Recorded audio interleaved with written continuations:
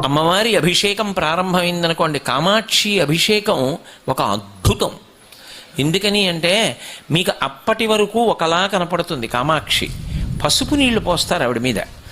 పసుపు నీళ్లు పొయ్యగానే నేను పరమ సత్యం చెప్తున్నా, రోమాంచితం అవుతుంది చూసేవాడికి. గాయత్రీ మంటపంలో కూర్చుని చూసే అదృష్టాన్ని పొందితే, అంటే దగ్గరగా గాయత్రీ మంటపంలో కూర్చుని చూస్తే మీరు పులకరించిపోతారు. ఎందుకో తెలుసా?